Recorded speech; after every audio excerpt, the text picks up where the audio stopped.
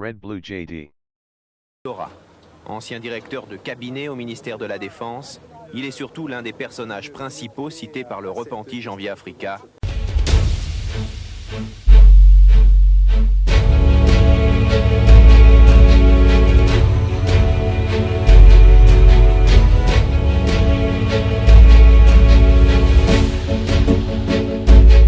Ndabasuhuje amakuru yanyujijwe ku mbuga nkoranyambaga zirimo Facebook ku munsi w'ejo avuga ko Colonel Theoneste Bagosora wari umusirikare ku butegetsi bwa Perezida Juvenal Habyarimana ko yapfuye kuri wa gatandatu akwije imyaka 80 y'amavuko. Inkuru y'urupfu rwa Colonel Bagosora rwemejwe n'umuhungu we Achille Bagosora abinyujije ku rubuga rwa Facebook. Yanyujijeho ubutumwa bugufi amwifuriza kuruhukira mu mahoro. Uyu muhungu wa Bagosora aganira na BBC yayitangarije ko umubyeyi we Colonel Bagosora yitabye Imana aho yari arwariye mu bitaro Bamako muri Mali, aho yari amaze ukwezi kumwe arwariye mu bitaro by'i Bamako ho muri Mali.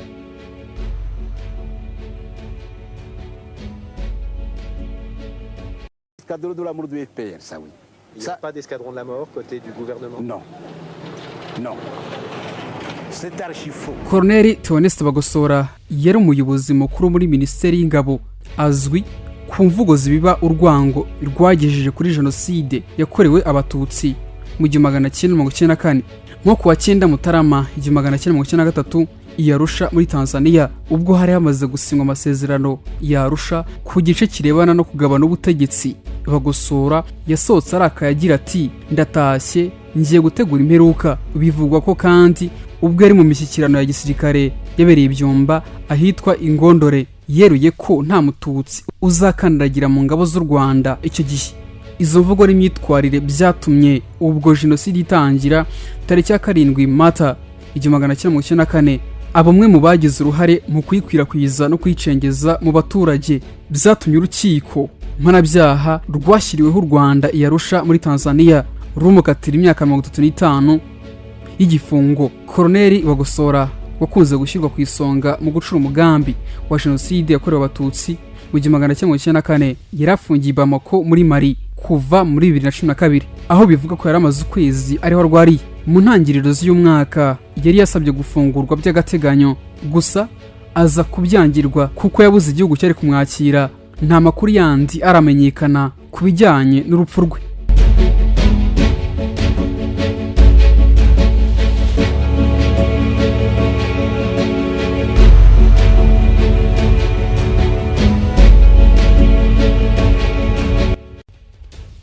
Theoneste Bagosora n'umuntu ufite amateka mu gihugu cyacu cy'u Rwanda. Theoneste Bagosora yavutse ku ya 16 Kanama 1941, yahoze ari umusirikare mukuru mu Rwanda. Nk'uko nabigarutseho nyitangira, azwi cyane ku ruhare runini yagize muri jenoside yakorewe abatutsi mu 1994. Akaba yarakatiwe igifungo cya burundu n'urukiko mpuzamahanga mpanabyaha rw'u Rwanda ICTR. Igihano cyagabanijwe kugeza ku myaka 35 y'igifungo mu bujurire. Bagosora yavukiye igiciye ahahoze ari mu karere ka Nyabihu ho mu ntara y'Iburengerazuba bw'u Rwanda. Mu 1964 yarangije muri École des Officiers, ishuri rya officier i Kigali, afite ipeti rya Sous-Lieutenant. Akomeza amasomo ye mu Bufaransa. Mu mirimo ye ya gisirikare yabaye umuyobozi wa kabiri wa militaire ya École Supérieure i Kigali, ishuri rikuru rya gisirikare i Kigali, ndetse anayobora ikigo cya gisirikare cya Kanombe. Yashyizwe ku mwanya wa Minisitiri w'Ingabo muri Directeur du Cabinet, umuyobozi mukuru muri Minisiteri y'Ingabo muri Kamena mu 1992. Nubwo yavuye mu gisirikare ku mugaragaro ku ya 23 Nzeri 1993, yagumanye umwanya kugera mu 1994. Bagosora yavukiye mu karere kamwe nka Juvenal Habyarimana, Perezida w'u Rwanda, kuva mu 1973 kugeza 1994. Yahujwe na Clan do Madame, izwi nk'akazu, itsinda rifitanye isano na Agatha Habyarimana, muka Perezida Habyarimana wari ku ruhembe rw'ingengabitekerezo ya jenoside yakorewe abatutsi. Rick Marshall, umusirikare mukuru w'umubirigi wabaye umuyobozi w'umurenge wa Kigali, yatangaje ko Bagosora yamubwiye ko inzira imwe rukumbi yo gukemura ibibazo by'u Rwanda ari gukuraho no kwica abatutsi. Bagosora yarashinzwe gushinga imitwe yitwara gisirikare, kwirwanaho interahamwe zakoraga muri komine zose z'igihugu. Aya matsinda yagombaga gukora afatanyije n'abapolisi baho, imitwe itwara gisirikare ndetse n'ubuyobozi bwa gisirikare.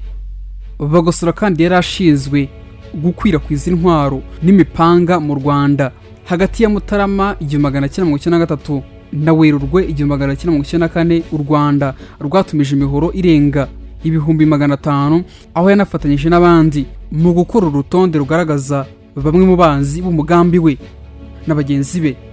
Bashyize ibyiciro byabo ahagana ku isaha 2:15 z'ijoro ku ya 6 Mata 1994. Perezida Habyarimana yarimo asubira i Kigali nyuma y'inama, ubwo indege yaraswaga ikagwa hasi. Indege yakoze impanuka ihitana abantu bose bari bayirimo. Icyo gihe ikigo cya Kanombe cyagenzurwaga n'ingabo za Perezida Habyarimana. Amakuru y'urupfu rwa Perezida Habyarimana yarakwirakwiye, maze jenoside yakorewe abatutsi iratangira ku itariki ya 7 Mata 1994.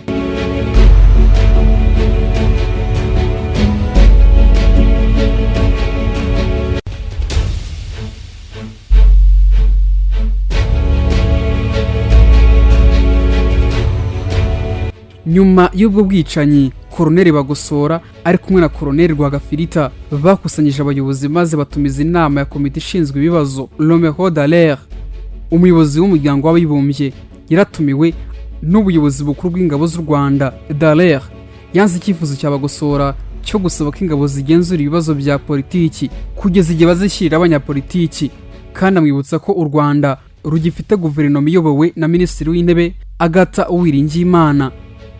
Nyuma y'uko Bagosora yangiwe na Romeo Dallaire kwifatira icyo cyemezo, nyuma y'amasaha make Madamu Agatha yishwe hamwe n'umugabo we. Nyuma y'uko Bagosora yangiwe na Romeo Dallaire kwifatira icyo cyemezo, nibwo bahise bishyiraho guverinoma y'agateganyo yiswe y'abatabazi, yari iyobowe na Sindi Kubwabo Theodore ndetse na Jacques Kambanda wari Minisitiri w'Intebe ya Leta y'abatabazi. Guverinoma y'agateganyo yari itsinda ry'amashyaka menshi, ariko abashyizweho bose bari mu mugambi umwe wo gukora jenoside yakorewe abatutsi mu 1994. Ubwicanyi bwahise butangira, abatutsi barishwa cyane. Radio RTLM yatangiye ubukangurambaga icyo gihe mu kwica abatutsi. Mu gitondo cyo kwa 7 Mata, ingabo zari zishinzwe kubungabunga amahoro 10 z'Ababiligi zari zirinze Minisitiri w'Intebe Agatha Uwiringiyimana, zambuye intwaro maze zijyanwa mu nkambi ya Kigali nko muri metero 200 uvuye aho Koloneli Bagosora yari akora inama y'abasirikare bakuru. Ingabo z'amahoro zarishwe mu masaha menshi n'abasirikare. Mu buhamya bwe, Koloneli Bagosora yemeye ko yitabiriyeho ubwicanyi bwakorwaga, nubwo yavuze ko nta kintu na kimwe yari gukora ngo ahagarike ubwo bwicanyi nk'uko byari byitezwe. Urupfu rw'abasirikare 10 b'amahoro mu Bubiligi rwatumye benshi mu ngabo z'amahoro bava mu Rwanda, bituma inzira yo bwicanyi ikorwa neza. Mu minsi 100 yakurikiyeho hishwe abatutsi ku buryo bukomeye cyane. Umubare w'abapfuye ugera kuri 1 miliyoni y'abatutsi bishwe.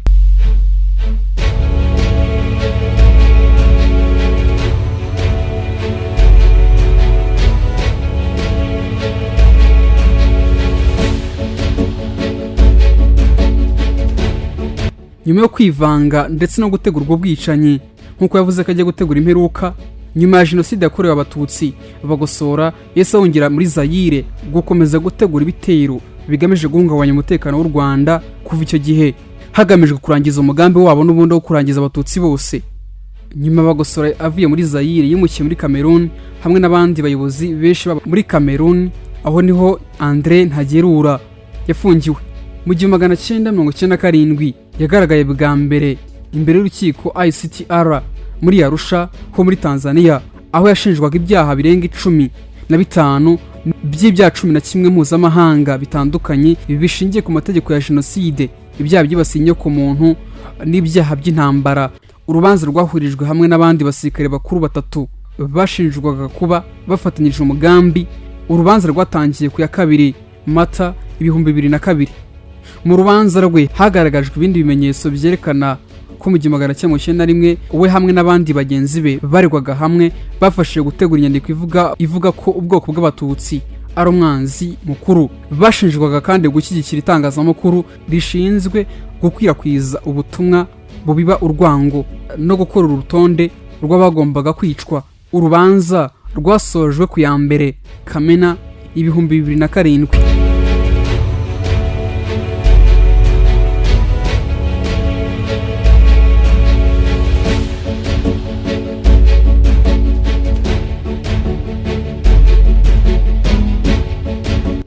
Urukiko rwatangaje ko Bagosora yari umutegetsi ukomeye muri Minisiteri y'Ingabo y'u Rwanda afite ububasha ku ngabo. Urukiko rwemeje ko Bagosora yagize uruhare mu icwa rya Minisitiri w'Intebe Agatha Uwiringiyimana. Ingabo 10 z'Ababiligi zari zirinze Minisitiri w'Intebe i Kigali.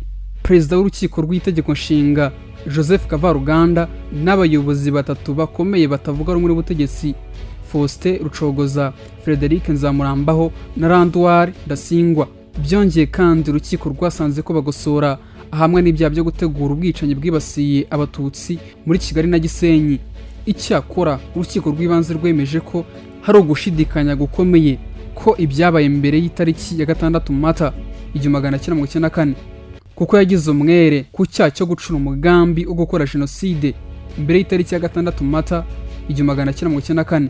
Mu myanzuro ya nyuma y'urubanza, uwahoze ari Koloneli Theoneste Bagosora yahamijwe ibyaha 10 by'ibyaha 8 bitandukanye birimo jenoside, gutsemba, gufata ku ngufu, gutoteza. Ndabashimiye cyane, nitwa David Kayiranga, mbashimiye kuba muhitamo Red Blue JD.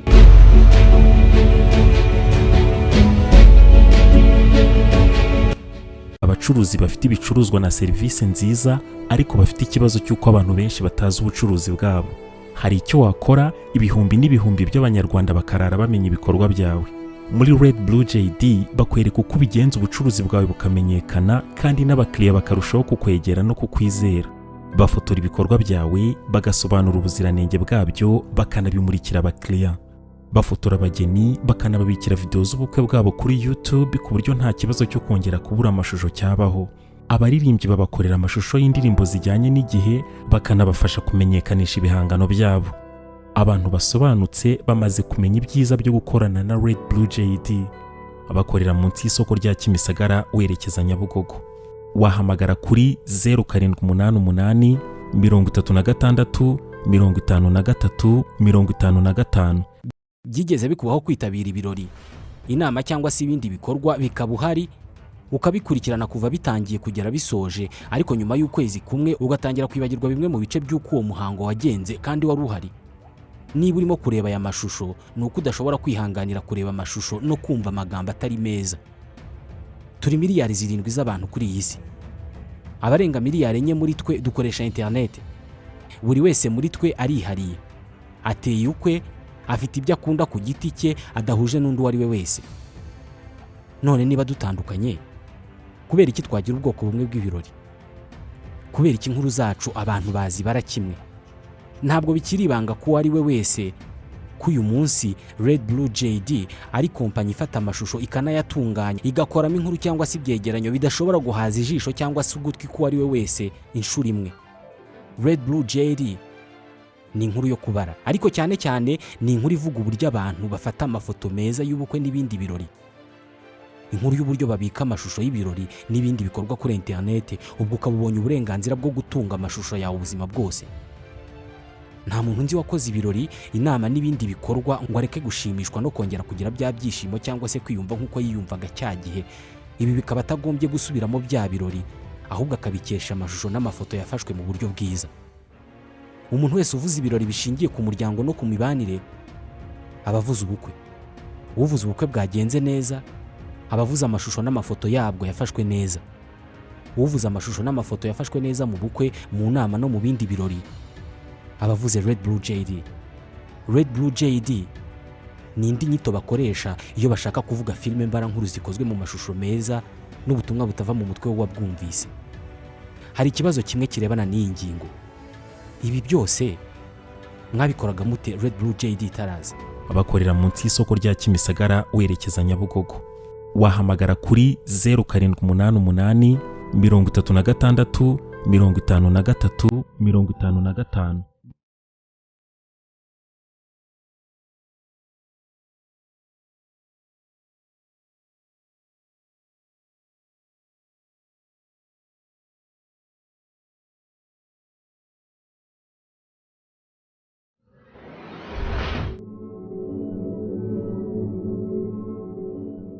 Red Blue JD.